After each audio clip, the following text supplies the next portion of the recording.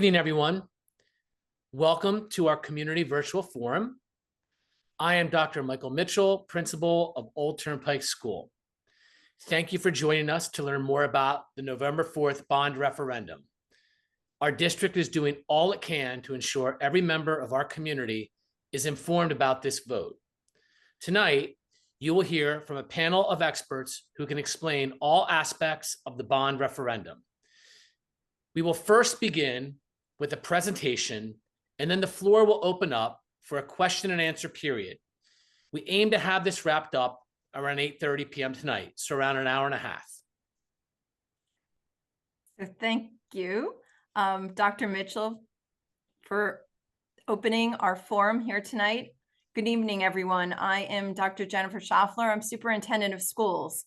Thank you so much for joining us this evening. I want to start off by introducing you to our panelists for the evening. Our district representatives, we have Mrs. Suzanne Giardinella. She's our president of our Board of Education. Also, Ms. Heather Gogan, business administrator and board secretary.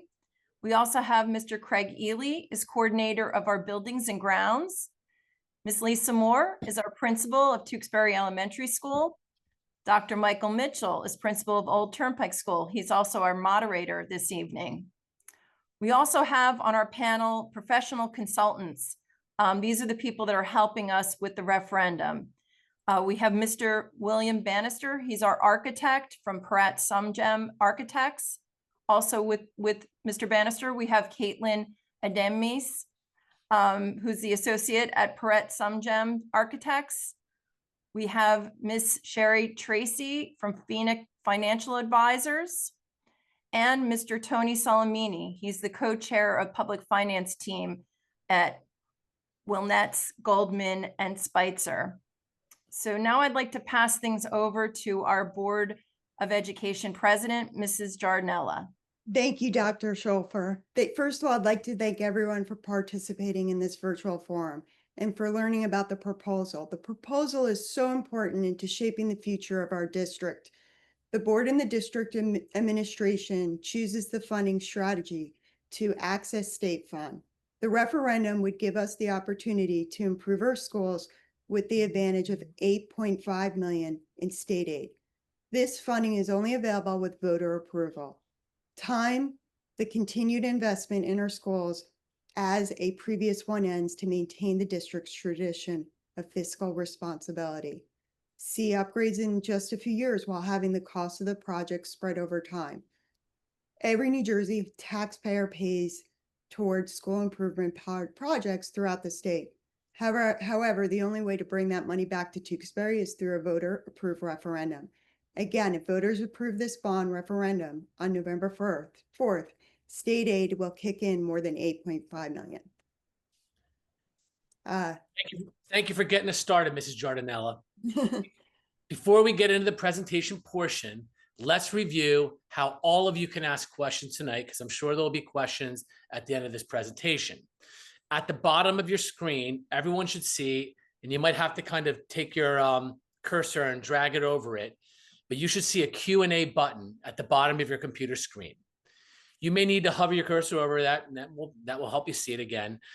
Then you just click that button, and then you can type in your question into the box that appears for you. Your question will not appear on the screen, but we will see them. We have moderators in the background that are kind of taking care of all that, and we will do our best to answer as many of the questions as possible. We want to share details with as many community members as possible, so this forum is also being recorded. So anyone who wasn't able to make it tonight, they'll be able to watch a recorded version of this presentation and all the questions and answers that are done. It will be posted on our website, which is tewksburyschools.org/future. That website is full of information already, including frequently asked questions, photos, and financial details. Without further ado, let's turn our attention to Mr. Bannister from Peratt Sumgem Architects. Thank you, Dr. Mitchell.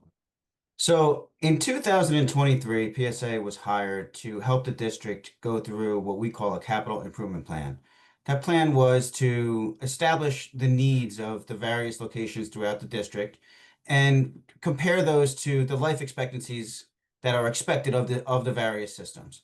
Those systems were then prioritized, and ultimately they are what helped us get to this point with the referendum and having two separate questions. So the two questions that are posed here are broken down, as you can see on the screen, into various categories. So the question one is broken into HVAC, exterior doors, and flooring, which I could get into a little more detail. And question two is the all-purpose, the tech rooms and science rooms, interior doors, and art room.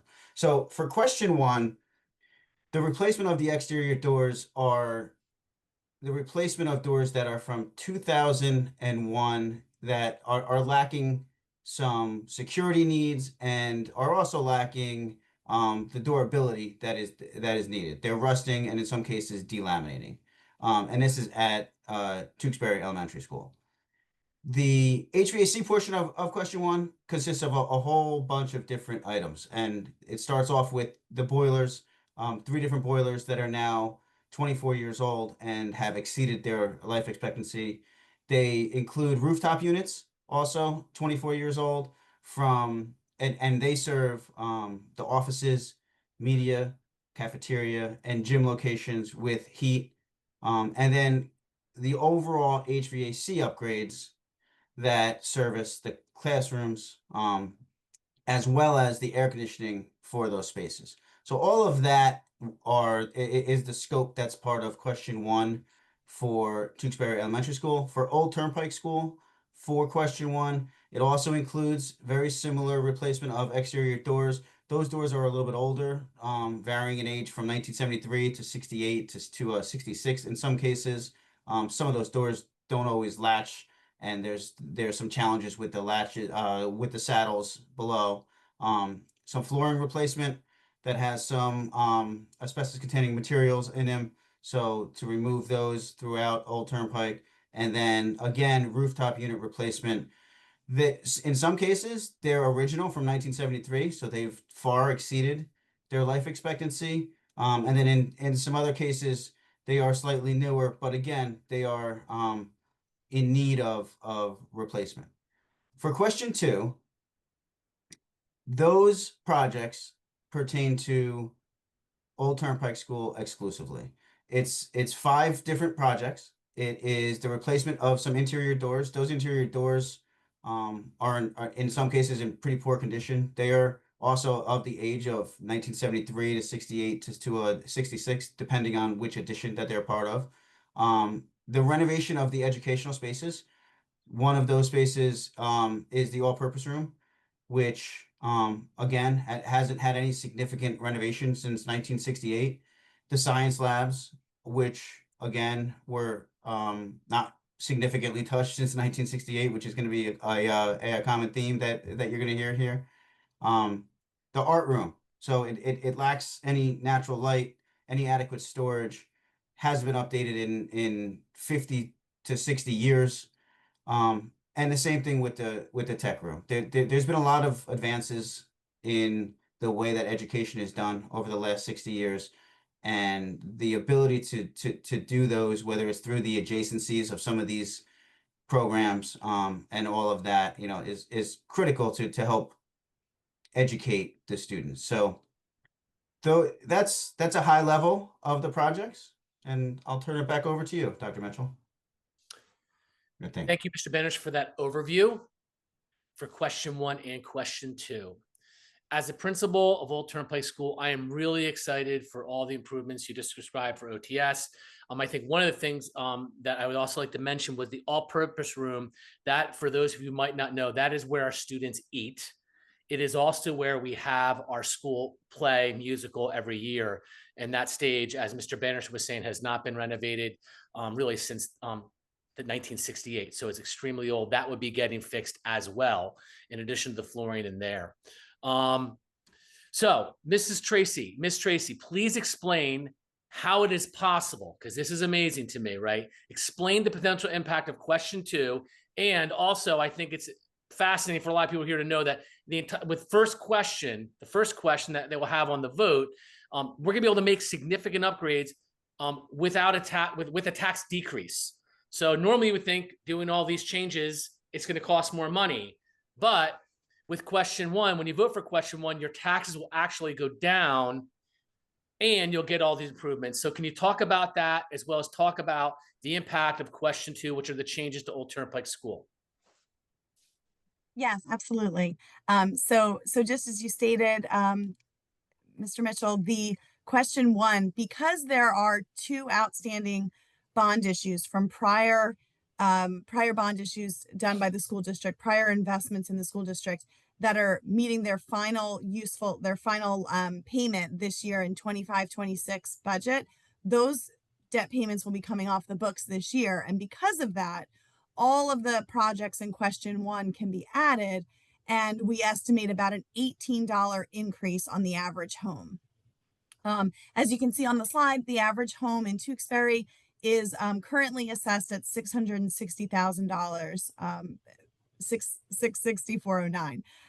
So again, question one, all the projects that that we went over would be able to be added, and you'd actually see an $18 increase on the average home. Decrease, isn't it decrease, Sherry? Yes, decrease. Yep. Yeah. And then question two, because of we'd be able to add all the projects from question two with a total of $193 as an impact on the average home. Again, that takes into the $18 decrease for question one, and then about a $211 cost for question two. And that is because of expiring debt that is coming off from the district from two prior bond issues. And I mentioned assessed value. Assessed value is $660,409. Just important, assessed value is not your market value. This is not what your house would sell for. This is your assessed value. This is what the taxes are based on. So that the average, again, is listed here.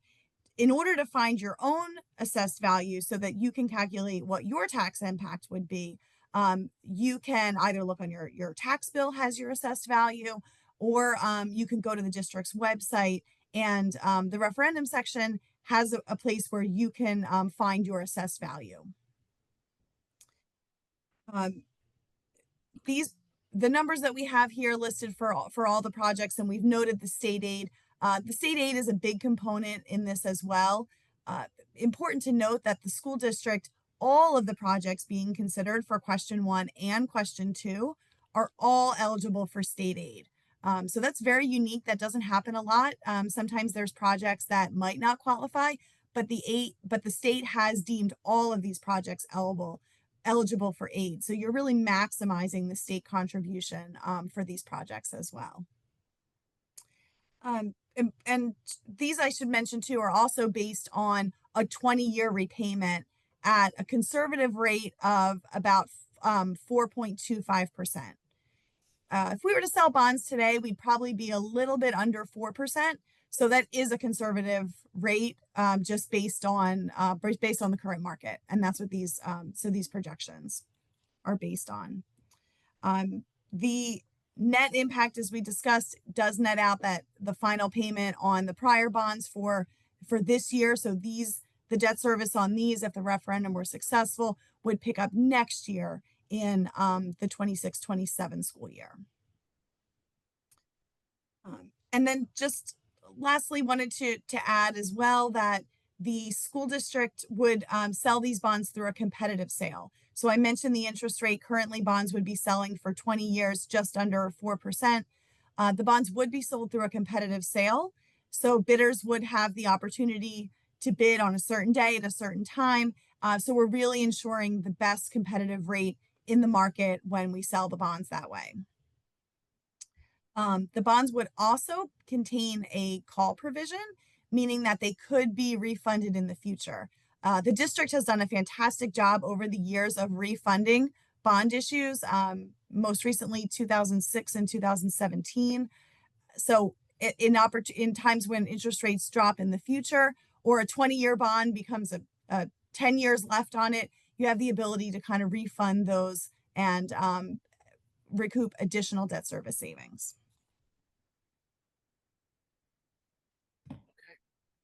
Thank you, Ms. Tracy, very much. And just for some clarity, that 193 on question 2, if you were to span that across 12 months, it's basically $16 per household that's invested 660,000. Is that what that comes to roughly? Yes. Okay, thank you. So if voters approve, this bond funding and the state aid would be separate from the regular budget that we use every day to run our buildings and our outstanding educational programs here at Tewksbury Elementary School, as well as Old Turnpike School. Ms. Gogan, our business administrator, is here today. Could you please tell us more about that? Yeah, sure. So our operating budget is for our day-to-day expenses. There's money budgeted for repairs, maintenance, and upgrades, but it's on a small scale. A bond referendum is a way that the Board of Education looks for funding that's outside of the local tax base. And all of these projects are included in the referendums. All of the projects that are included in the referendum questions are eligible for that state aid. So this bond funding allows us to get 1/3 of the cost paid by that state aid instead of paying for these projects with 100% of our funding coming from our local taxes. Our whole operating budget is $16.7 million. And while we get some state aid towards our annual budget, it's only $1.4 million, which is about 8% of the total budget. So in Tewksbury, our budget is mostly funded by the local taxes. And again, that's why this makes sense for us to pursue a bond and to get that 34 cents on the dollar to help pay for these projects. If I can just add to that, Dr. Mitchell, your Board of Ed and your administration has done a really great job for planning for this referendum in conjunction with the debt falling off and taking advantage of that debt service aid. Because as Mrs. Gogan just indicated, your operating budget is just for those day-to-day expenses. And because of your 2% tax levy cap, you're really limited on what long-term capital projects you can finance out of your operating budget. So by borrowing the money through a referendum, it really allows us not to touch that money that's used in the operating fund, which is still there to pay for teachers and educational components, but allows us to go into the bond market to borrow funds to finance capital projects, which are going to last those 20 years and spread the cost out over the residents of your community that are going to live there and enjoy the community assets over 20 years. So because of this good planning, you have a very reasonable tax situation. You're taking advantage of the debt service aid, whereas Ms. Gogan indicated, most aid, either whether it be from the state or from the federal government, comes down to the economics and demographics of your community. This funding is directly tied to projects. So the wealth of your community is not taken into consideration. So this is money that the state has available that really one of the only ways to access it for your community is to have a voter approved referendum. So it kind of is not only one of the only ways to finance these projects, but probably also one of the smartest ways to take advantage of that debt service aid. And I just want to reiterate one of the points that Mrs. Tracy made early on, that all of your projects are eligible for debt service aid. So when your board and your administration went through a list of projects and your architect, they really prioritize projects where the residents would only be responsible for about 66% of the cost. So they're really taking advantage of borrowing money and really getting the full advantages of those projects. So it seems like everything has really lined up because of good planning here by the administration, its professionals, and the board. Well, thank you both for breaking down the benefits of bond funding even further. I think that was great. So joining me for the next part of this virtual forum are Ms. Lisa Moore, who is the principal at Tewksbury Elementary School, and Mr. Craig Ely, who is the district-wide coordinator of buildings and grounds. I think everyone knows I could probably talk forever about our plans for Old Turnpike School. So I'm going to let them go first and tell everyone about the needs at Tewksbury Elementary. Thank you, Dr. Mitchell. And yes, I know that you can talk forever about your lovely school, but my school needs some help too. Some things that you'll notice, you look at the building from outside and driving up the driveway, it's a gorgeous building, but it's more about the feel of the building. Oftentimes classes have been interrupted. We have to relocate classes due to temperatures being just varied. they're either too hot or too cold. I remember my first year, I started in July and I was warned by the staff, just make sure you bring lots of layers. So on my office chair, I have a heated vest, 2 jackets, I have hand warmers in my desk and some mittens, and that could be for the summer. You never know what to expect. It's a different climate in every room you go into. Oftentimes, the temperature is controlled by opening windows in the middle of the winter when the heat's on, or in the middle of the spring and summer when the air conditioner's on, which is a waste of resources. I know the community felt it in our all-purpose room or our cafeteria where our students eat lunch on back to school night. We had a good crowd and it was extremely humid and muggy in there, but at times it's also frigid where students might ask to go get their jackets or pull their t-shirts up over their legs. Throughout the building, humidifiers run constantly. Oftentimes they overflow, causing damage to the floors. Just this past week, there were several leaks due to the condensation in the gym and in the nurse's office, which is a very busy place. There were 2 separate leaks with buckets in the middle of the nurse's office where she nearly slipped on it as she was trying to treat some of our students. Our custodians spend the majority of their day trying to control each piece of the building manually, from climbing ladders in the middle of the day to turn off and turn on. And I'm sure Mr. Ely can tell you more about that, different controls. And they've gotten a good idea of what controls what, but clearly it takes up a great deal of their time. Also, some of the doors, that's another visual thing. If you look, you might see gaps in between where we might get some rodents visiting, or another waste of our resources. Mr.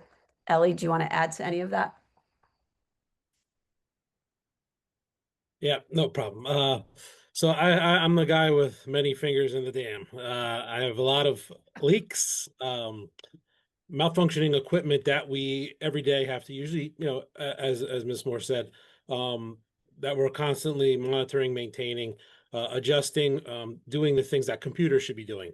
Unfortunately, when you get to the end of life on a lot of this stuff, it's like a car. You're going to start dumping more and more money into it. Eventually, it has to get replaced because they all do have the lifespan. They're out in the elements from -30 to 110. So these pieces of equipment inside and outside are constantly running. You look at where we were with COVID a few years ago. Indoor air quality is the #1 priority. Fighting mold, fighting flu, COVID, down to stomach virus. All these are essential in changing the air over in these buildings, conditioning the buildings for heat and air conditioning where it's available. We do get a lot of just downtime where we're just constantly, as I said, our heads are in the ceiling and we're just constantly trying to just keep things going. That's for both schools. The dehumidifiers are a part of my day. Sometimes we get lucky and we got about a week of 60-degree weather where it's perfect and the windows are open and we're back to the old way of, enjoying it. But for me, it's just nothing but a constant runaround. The custodians do a good job in keeping things going, but we're going to get to the point where it's just going to be you physically need to replace these things. There's no doors are not going to close as they have 50 years ago. I saw a couple pictures where you saw like the salt buildup, and that's real. Security is a big thing for our students. We don't nothing but safety and good air for our students. So it's time where these all need to be replaced. And as you can see in the interior doors, a lot of them at Old Turnpike, they're just done. As you could picture doors slammed in your house, well, they're slammed in our house too. So things fall off the hinges, and it's not as easy a fix as a wooden door. A lot of these doors are metal, and you could only re-drill them a certain amount of times or refix them a certain amount of times before they have to get completely replaced. So I probably could answer 1,000 questions tonight and give you 1,000 different answers. But I think it's really important that when you're looking at all this equipment, you have to maintain it and you have to keep it up and running. And with the bond referendum, where you get the money back, we still then have money to spend on maintenance for the new stuff we just put in this year. So it's pretty important to get all this stuff fixed and running back to normal again, so that when you move from classroom to classroom through the hallway, through different parts of the building, you're not seeing fluctuations in temperature, which is inconvenient to a lot of the students. You don't want students falling asleep, or you don't want them freezing. It takes away from focus. So my job is to keep that going, and the referendum, in my opinion, is one of the best ways to go. Thanks, Craig. Thanks, Lisa. You guys done? Okay. So I'll share a little bit about question number 2 in Old Turnpike School. So I spent a little bit of time speaking with my teachers. I've been in the building for 7 years.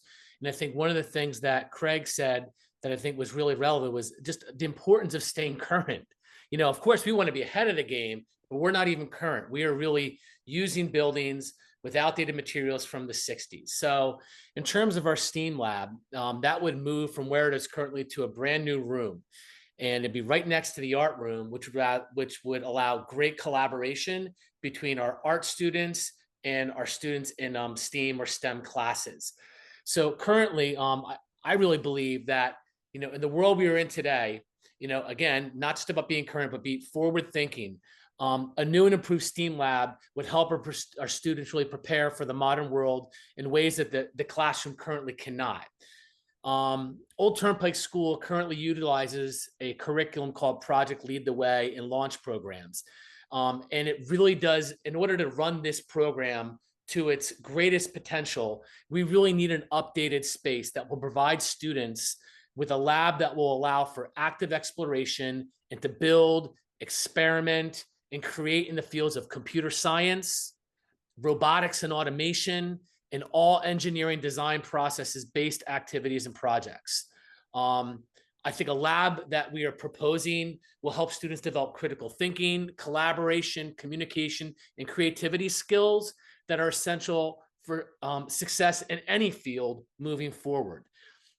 This lab would allow our students to think outside the box even more than they currently do. It would help them foster a mindset of innovation and curiosity, which I really believe is essential to a fast-changing, tech-driven world. It also applies to a wide range of learners, this STEAM lab and the art room as well, whether they're visual, kinesthetic, auditory, social. It really just makes the learning environment better for all of our students here at this school. And as we all know, in the world we are moving into, future careers really require these technology, engineering, and design skills. And I think early exposure to these STEAM concepts with the program we have and the right kind of classroom will really help our students and guide them towards high demand career paths in the future.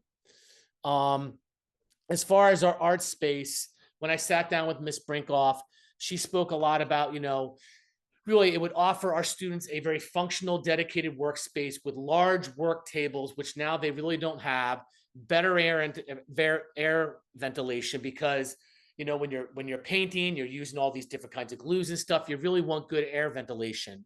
And also, it's an art classroom, so it would allow a lot better light, natural light through the oversized windows. So I think the proximity of both the STEM and STEAM and art rooms next to each other would really be great for our students in terms of creativity and collaboration. As far as science goes, I sat down, I spoke with all of our science teachers.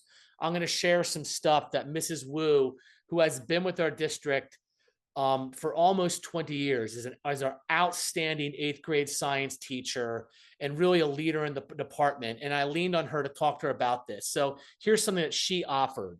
Currently, our science classrooms have not been updated since they were built.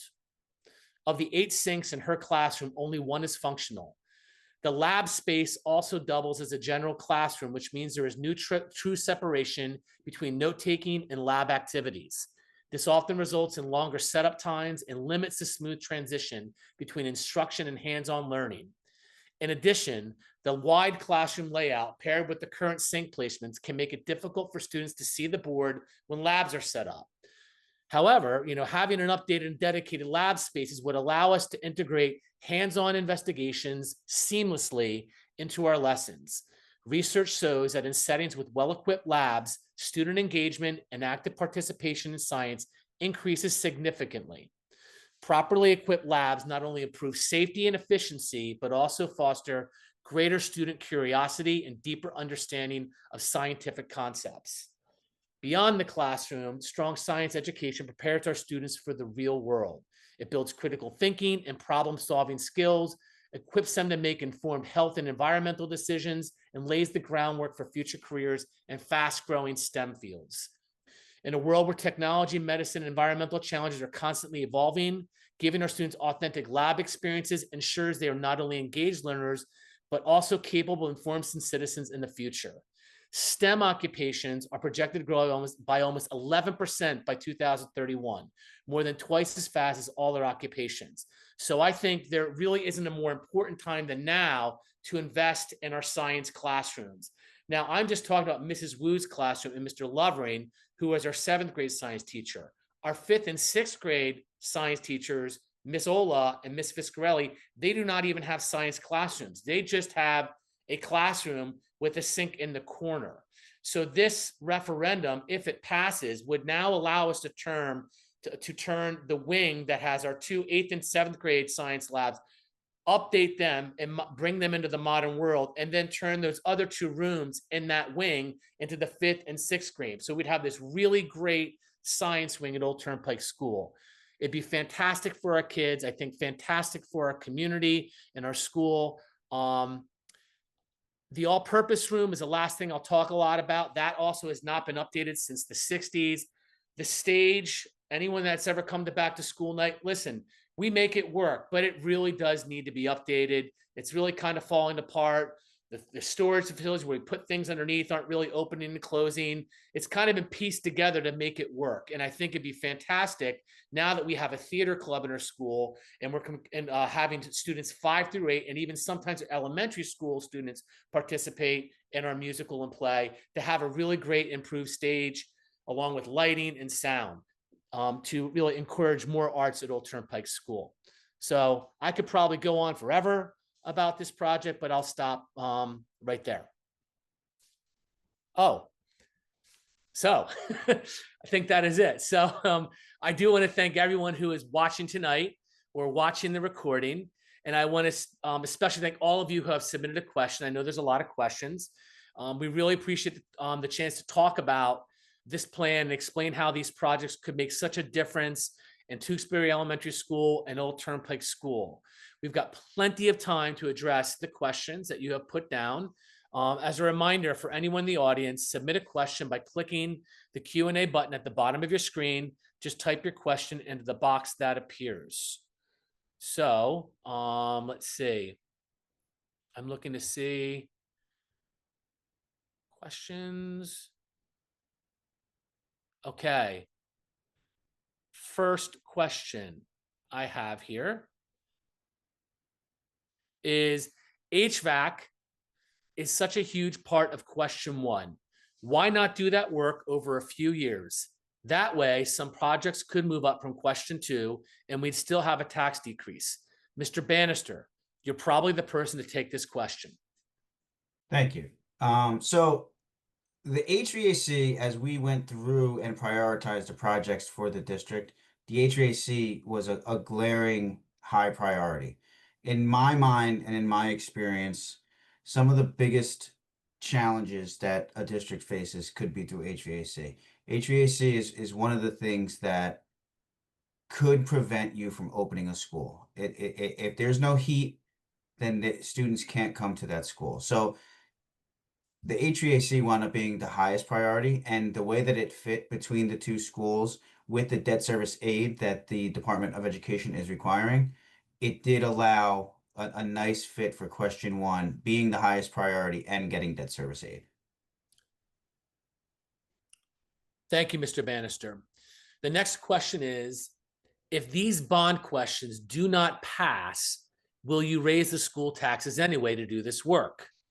If the questions do not pass, will we raise the taxes to do this work? And I think I would address that question to our board.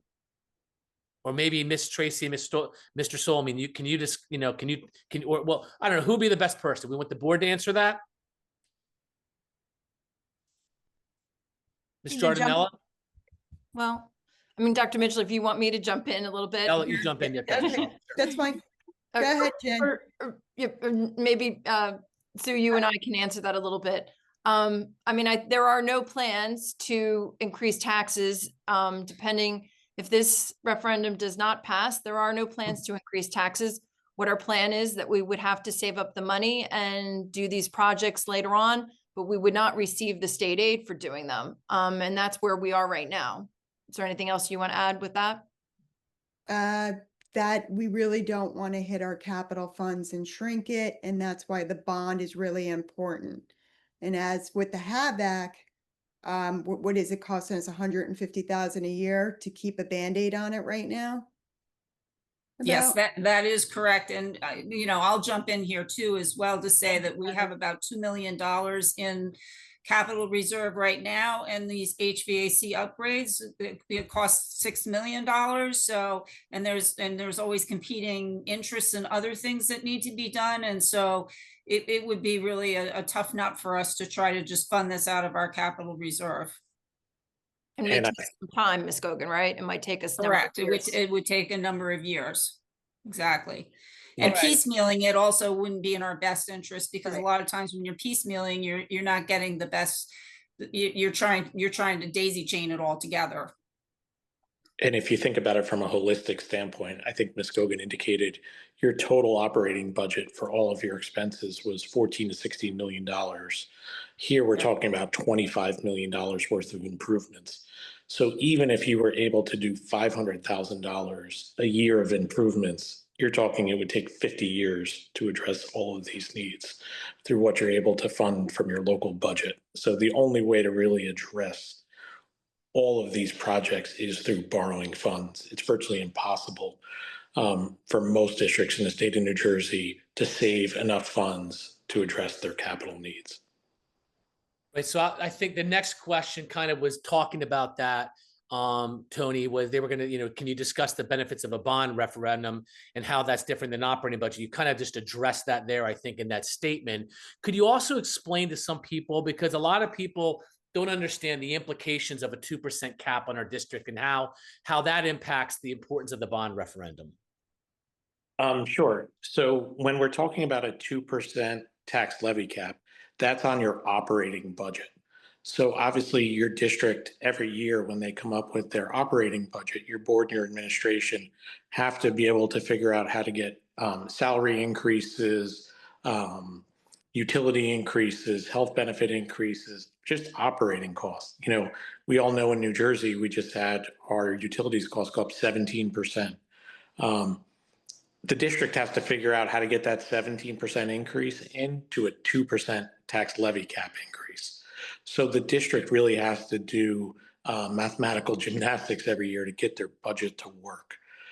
So in New Jersey, it's virtually impossible to fund long-term capital projects within that 2% 2% tax increase in your operating budget. And additionally, the state gives you that debt service aid, which makes it more advantageous to borrow the money.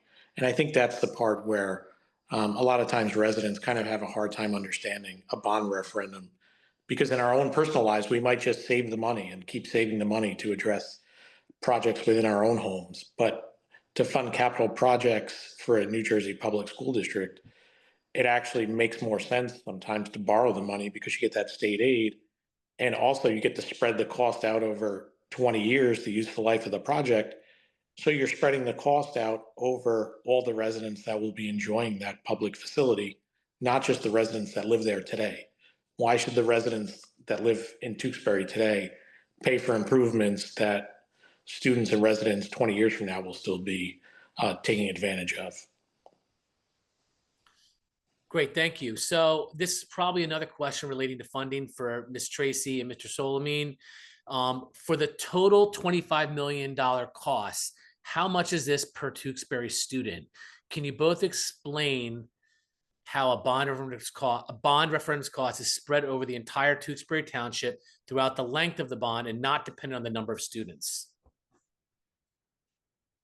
Yes, so that's exactly right. I think you would have to look at the number of students, and I think we're right around somewhere around 500 total, and then over really the 20 years. So because these improvements are going to be spent over 20 years, and we're even talking about the HVAC units that we're talking about today replacing are 24 years old. So they're even past their useful life.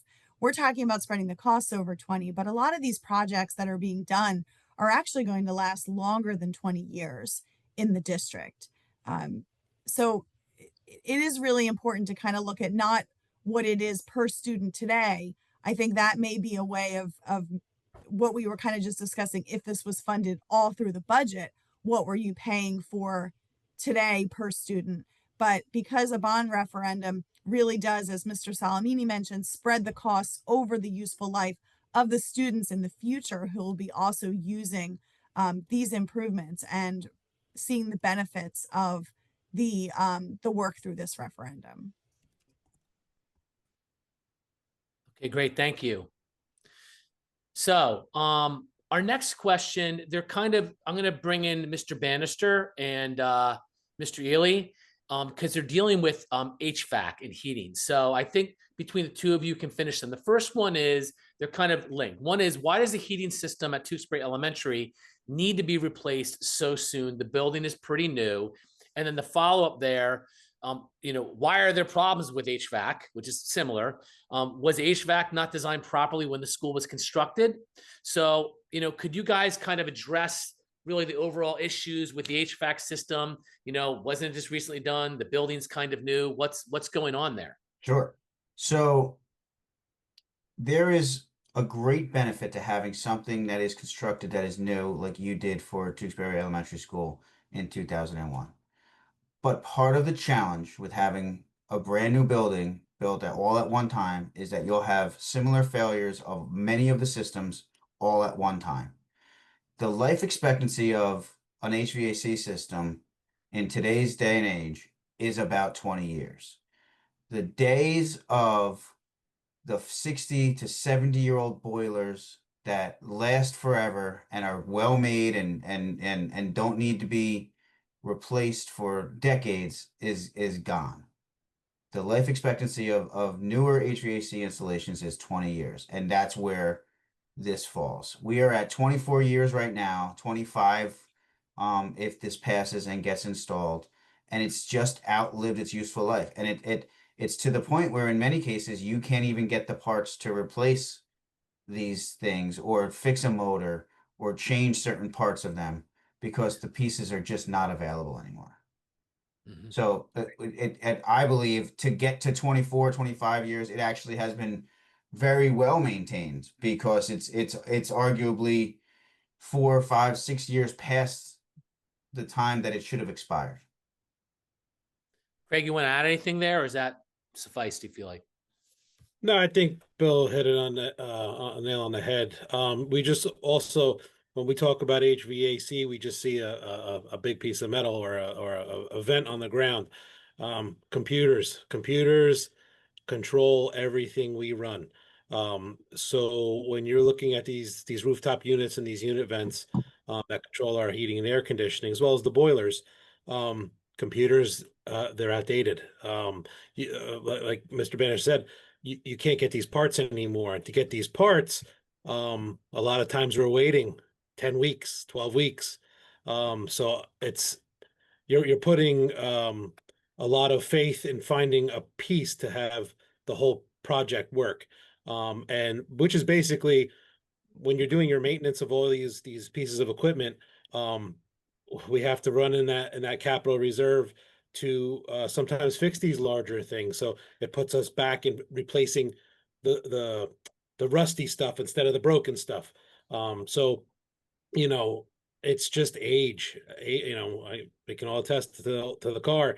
Once it gets old, it gets old. There's no reversing it. So parts get harder to find, and logistics, trying to get things here from across the world.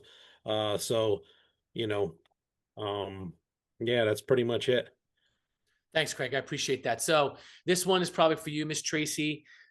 Someone is asking, how is it possible to get the upgrades in the first question with no tax impact? Can you kind of discuss a little bit further for our community, please? Sure, absolutely. And that's because two prior bond issues that have been issued in the district, prior investments into the community, are reaching the end of their final maturity. So just as we're talking about this referendum, these projects being financed over 20 years, those prior projects had been done over a period of time. Actually, then one of them refunded, and for debt service savings. So those are reaching the end of their final payment in this current budget, 25-26. So because of that, that debt is going away completely off the books. And the projects from question one can be added with this debt service aid for an actual tax decrease. Okay. Thank you. I appreciate that. So I think, Bill, this one is probably for you too. If questions 1 and 2 pass, what is the timeline to start work and complete initiatives? Assuming that HVAC is the priority, what's then the plan for the STEAM, art, and APR? So that's a great question. So the timing of the start of something to when something is actually constructed really varies based on what it is that you're looking to do. For instance, an HVAC project has the materials and the equipment that has tremendously long lead times. So post-pandemic, HVAC equipment could take up to 8, 9, 10 months to get. Sometimes it's faster, sometimes it's not. So, but you have to factor that in because school districts only have very small windows that they cannot have HVAC. And generally speaking, that's over the summer.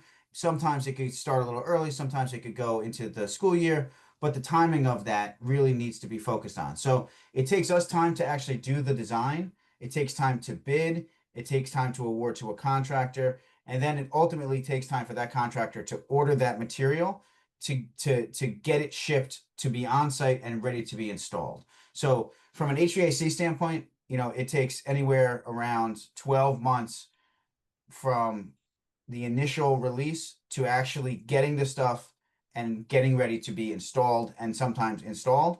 And then for other things, whether it's science casework or some of the furniture in the various educational spaces or a chair lift for the APR, what has to happen is we have to analyze how long it takes to get some of that equipment, and then we'll time out how to put certain things out to bid. Our expectation is that if we can get something in we call it off the shelf, so where it would have a lead time of 1 or 2 months, we can see some construction happening the summer of 26.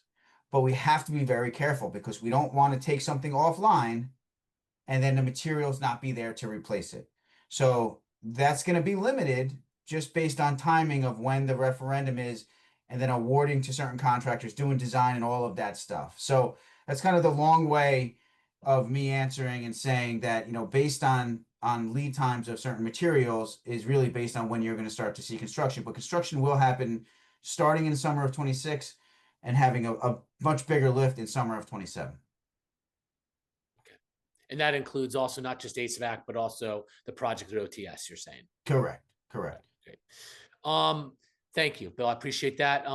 Tony, this is a question for you. What is the total end of bond actual cost for Q1 and Q2 for taxpayers once you take interest into consideration? Even though that would be the easy question for me to answer, I'm going to defer that to Miss Tracy. All right, Miss Tracy. You were looking for question 1 and for question 2, the total. Oh yeah, right, question 1, question 2. Sorry, right. Yeah, that's that other was a valid question too. If we were to break it into quarters, but it's interesting. We're talking about the debt service aid as $8.5 million, which is what's been pledged on the principal. But debt service aid is received on both principal and interest.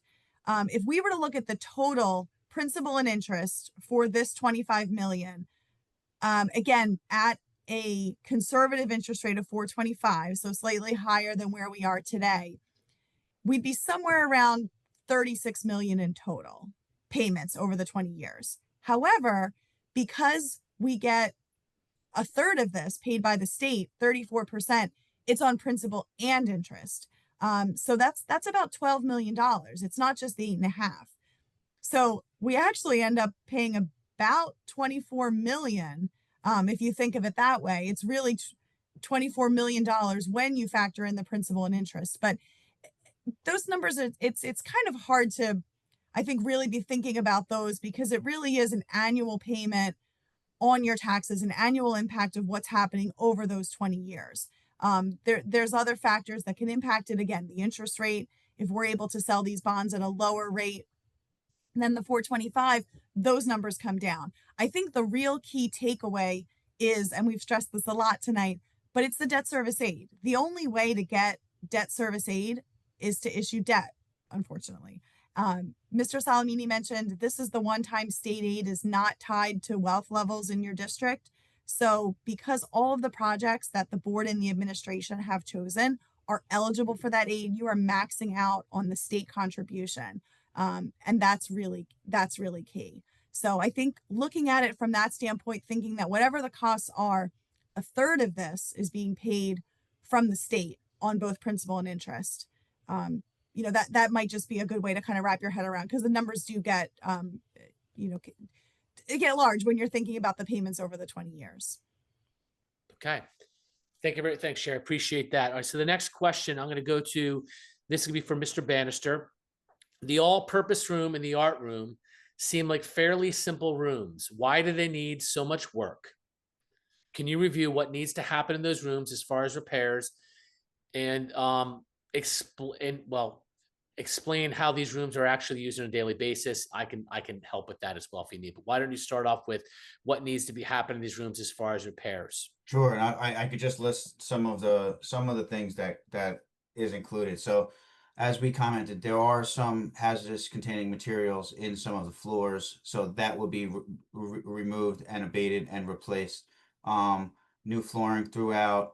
There will also need to be replacing of existing doors and frames, new ceilings, new lighting, a lot of the cable management and the data networking above the ceiling and all of that, all of the wall finishes. So these are really truly gut renovation projects that we're going in and replacing everything in these spaces to accommodate all of of today's needs when it comes to the educational program, and that includes the millwork, the built-in furniture, the sinks, modifications to all of the electric and the plumbing and the HVAC, power reels coming from the ceiling, the areas for the material storage, and all of the equipment and items that kind of go with all of that.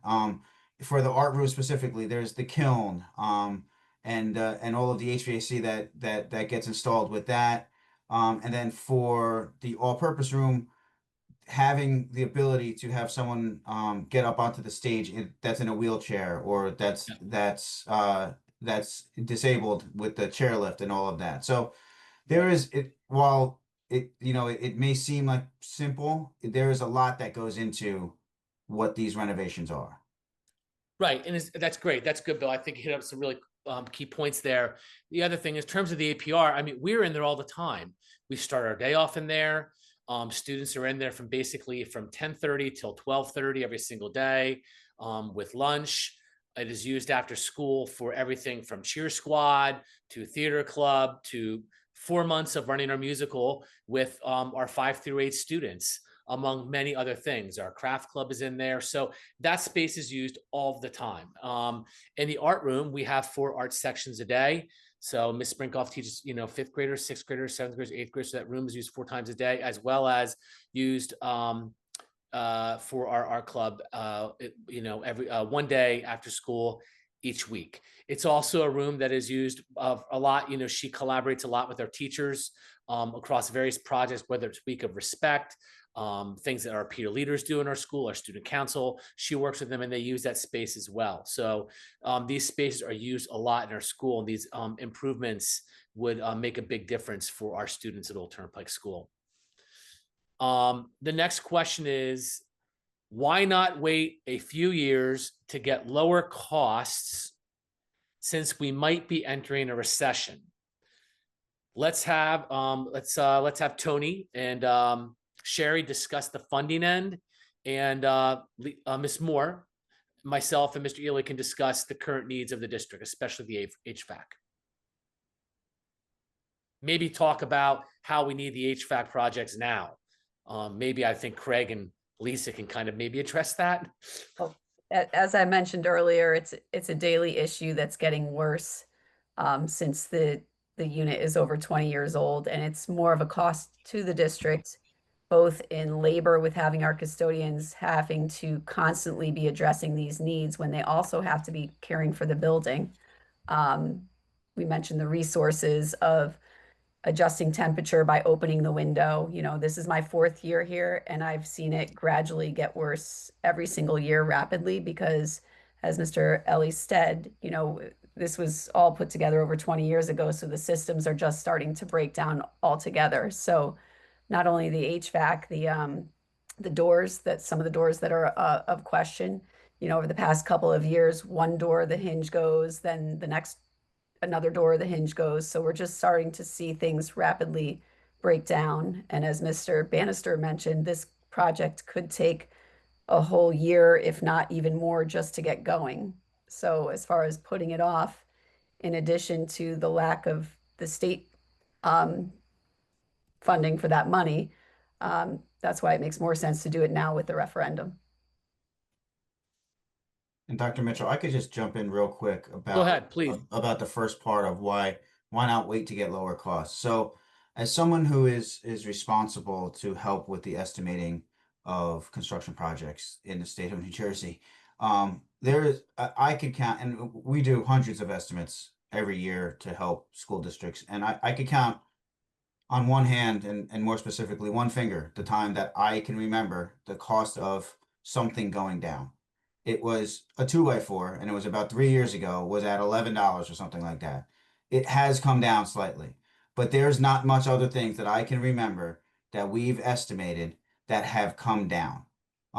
Trying to time a recession is a super challenging thing because that's assuming that the cost of certain goods will be coming down with that recession. So I think it's a tough thing to ask, especially when you have things that are failing currently and you're having a hard time to maintain them. Great. Thank you. I'm going to move on to, I think this is for Tony and Sherry again. Can you both address this question? If we wanted to do this all by ourselves without debt service, it would cost us about $25 million total to do this work, all of this work. But if we finance, we spread costs out over years and get 25 million of work done, but we only pay about 16.5 million, and New Jersey state picks up the difference. Yes, so that essentially that is correct. The state, again, the state's paying about 1/3 of your project costs. I would mention, as we're saying, if we were to do this all ourselves for 25, we really couldn't, right? We talked about there's really no mechanism in the budget for us to be able to put without a voter referendum to put $25 million in to be able to do these projects. 1 year in the budget, I mean, it's more than our total operating budget. So, but if we had to chip away at them, as we were talking about before, one by one, little like pieces of them, the cost would be 25 million. We'd be paying the full amount and any interest associated with what we'd need to do from a borrowing standpoint. But correct, if we're to do these through the bond referendum, we pay 2/3 of that amount, and the state pays 1/3. Thank you very much. Oh, yeah, go ahead, Tony, please. Sure, just something to add to that. We talk about the state's paying about 34% of the principal and interest. And because all of your projects are eligible for aid, they're also covering 34% of the professional fees. So, the architect's fees, the bonding fees, all those fees that go into a project design, any of the additional costs, that is also receiving state aid. So I think that's really important to note as well. When we're talking about 25 million, that 25 million encompasses all the professional fees, and those are all eligible for debt service as well. Okay. Thank you. Appreciate that. Tony, I think this one is probably for you. How could investing in these capital improvements impact property values in the long term? So, I think there's obviously no, I guess, statistics that say improving your STEM lab will increase your property value by X dollars. But I think it's probably one of those things. If probably everybody watching this video, everybody in your community, why did you move to Tewksbury? I think the answer for a lot of families and a lot of residents are because of the schools.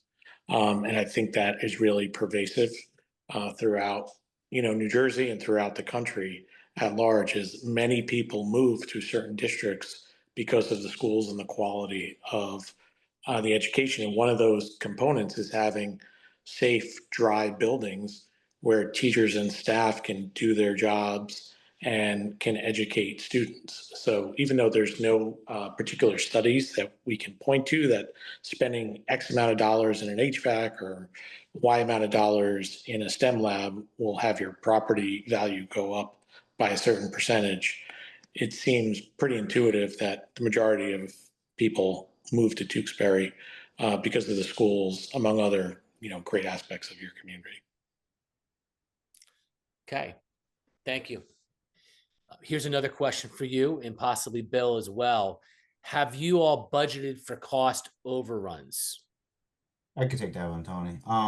So yes, as part of the estimating process, we take market escalation into consideration. We include that within the estimate. And in addition to that, the Department of Education requires you to have a construction contingency that's included in there as a way to kind of confirm and assure you that you could complete certain projects if unforeseen things come up. So there is some reassurances that are in the estimates that allow you to kind of be prepared for what might happen. Okay. Thank you, Bill. I appreciate that. Last question as of now. What warranties and workmanship guarantees do we have on the contractors? And maybe, Bill, you could probably discuss this for us. Sure. So the warranties and the workmanship. So when the installations occur, everything that is installed is reviewed by myself, by the district, and approved. So it can't just be we say to do this and they get to pick whatever it is that they want to do and install. So all of that is approved by the architect, but also during installation, we are on site reviewing the items that are being installed for workmanship and all of that. And then even to further that, there are warranties that for certain products that you're entitled to and that you will get during closeout. But then as kind of belt and suspenders, you have what is a 2-year maintenance bond. And we make a 2-year maintenance bond in order to protect you as the district against anything that maybe was not seen or not caught, that was poor workmanship, not installed correctly, that may go wrong during those first 2 years. Those first 2 years, the installer, the contractor, has to come back.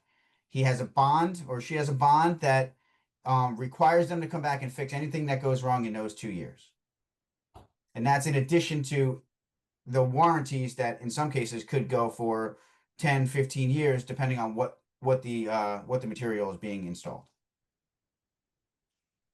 Great. Thanks, Bill. I appreciate that. Here's another question. Probably, Tony, you might be able to answer this one. If our costs come in less than the project, will money be refunded? that is unspent? So the board is only allowed to spend money on projects authorized by the voters. So assuming the projects come in lower and the projects are all finished, the board has to use any remaining funds to pay back principal as quick as possible. So by paying down the principal, that will result in a tax decrease to the residents of the community. All right, great. Thank you. Appreciate that. Appreciate everyone here who's on the panel tonight. They've done a tremendous job. We have no further questions from the public. So we are going to close out this virtual forum. Again, thank you for everyone who participated, including our professional consultants. If you find out that a friend or someone else missed this, please tell them to check our website for the recording. That will be on the front page and for more information. If you have any additional questions between now and November 4th, the election, please email future@tewksburyschools.org. So before we close out the evening, I'd like to turn this over to Dr. Schaffler and Mrs. Giardinella for some final comments. Thank you. Thanks, Dr. Mitchell. You did a great job moderating. So I'd also like to thank our panel members. This was an informative forum. I have said that Tewksbury is a gem in Hunterdon County, and I would say all of New Jersey. I'm proud to be the superintendent for this wonderful community.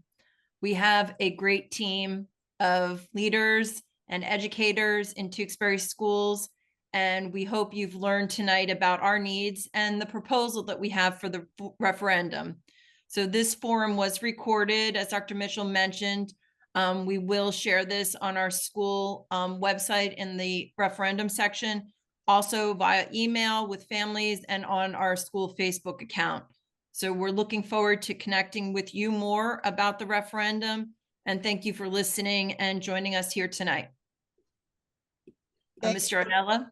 Thank you, everyone, for the time tonight and learning about the proposal, taking time out again, the teachers, the staff, and everybody who joined. We look forward to connecting with you about the referendum. Please give a shout out if you have any questions, and have a great night, everyone. Thank you for joining.